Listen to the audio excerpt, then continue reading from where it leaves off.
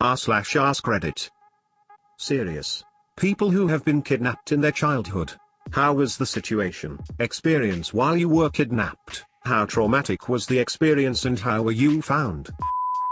When I was about 9 or 10, my abusive father chased my mother down in a car to try and get to my siblings and I because he was high and believed my mother was going to try and leave him. After he forced my mother to stop, he dragged us off into a patch of woods beside the road and hit and threatened to kill my mother in front of us if she didn't let him take us. He then tried to get my siblings into his car, but we were all too scared and fought to stay with our mother, so eventually, he gave up and left us there. Another time I was picked up from school by my father, who took me to what I presume was a drug house and left me waiting in the car for what felt like hours. When he returned, it was dark and I was tired, but instead of going home he drove around ranting and threatening violence towards my mother and my siblings and I and other people, all while swerving around the roads and scaring the shit out of me. Eventually, we returned home in the early hours of the morning, where he told me not to tell anyone or he would hurt me. As it turns out, he wasn't supposed to be picking me up that day at all and no one knew where we were all night. TLDR, my dad was a piece of shit and did shitty things, including kidnapping me. I have an experience of almost being kidnapped in school with my friend. We were just playing around and a woman in the car. The car she used was a model frequently found in our school compound. Lots of parents used that model. Then, suddenly stopped in front of us and she reached out to the back seat door and opened it for us. She asked both of us to get into the car, but thankfully, I and my friend were alert enough to know that that woman isn't either of our parents. We were stunned, but we managed to run to a safer place. The woman saw us not moving and she drove off. I still remember the situation like it happened yesterday. It happened when I was 8, I'm now 20, and it is still scary. I told my dad what happened and we made a police report the next day. My dad tried to find out who the kidnapper was, but to no avail. Still, to this day, I don't know who that woman was and why she did what she did. My uncle kidnapped me to teach my folks a lesson. 30 years ago in their neighborhood you can leave the doors unlocked. He came in, found my parents asleep on the couch with my sisters also asleep. He took it upon himself to pick me up from my crib and drive me around town for an hour and brought me back, thinking my parents would be terrified of me being gone. They weren't, they were still napping. They now lock the doors. It didn't affect me, no harm came to me, and I was an infant. That's my story. I was at my grandmother's home, which was under construction. I was maybe about 12 years old. The laborers there kind of playfully asked me to sit in a chair and I did. Then, one of them tied me to the chair and started throwing water on my face.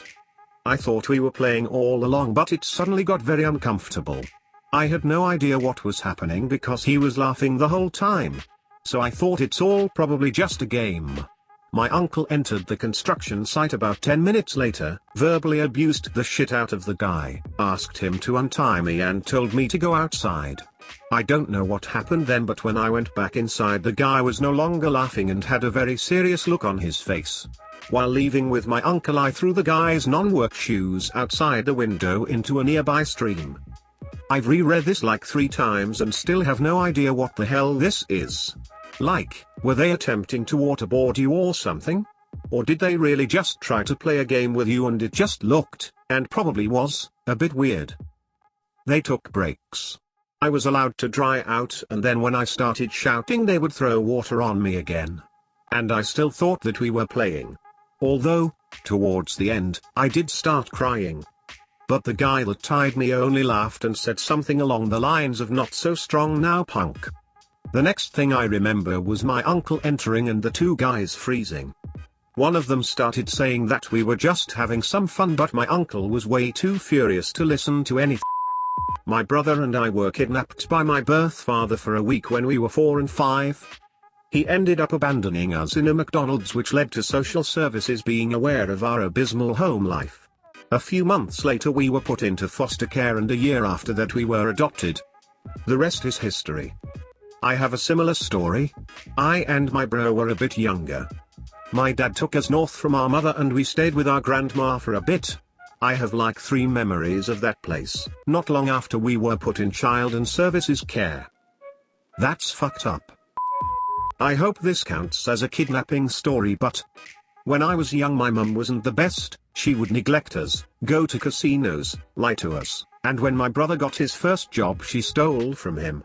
She told us that if she told anyone about this we would be thrown into orphanages and we would break the family and never see each other again.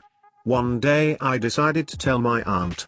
We were very close, so I opened up to her about everything. She told child services and my mum's custody was removed, and I was given to my aunt and grandma.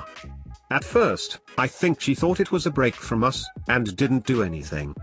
But eventually she got mad at my aunt and me, so one day while everyone was asleep except me and my brother, she came over and told me and my brother that she got our custody back. We were very young and believed her. She told us she moved far away to Kentucky. We live in Ohio. We stayed there for about 2 weeks before the cops found and arrested her. The rest of my childhood was great with my aunt and uncle, and I haven't actually seen her since then except phone calls. I'm glad your aunt and uncle were there to care for you guys. Sounds like they're good folks. Attempted. My grandfather and uncle were high-profile career lawmen, the kind that gets security details. One time when I was in the 3rd grade sitting in Ms. Baker's class, a bunch of cops and my mother burst into the room and yanked me out. They rushed me downstairs where even more police are and shoved me and my mom into a waiting unmarked car parked right against the front door steps.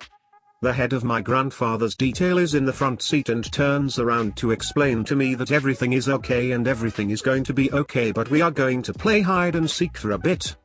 We drive to a federal building parking garage where I see my dad and brother waiting in a Suburban. We get in and all have to lay on the floors and benches while they cover us with blankets.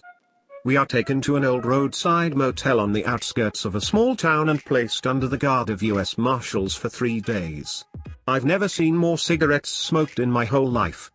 Turns out there was a credible threat from inside a prison of someone who had run afoul of my uncle and who was coordinating with a white supremacist gang to kidnap or kill my brother and I.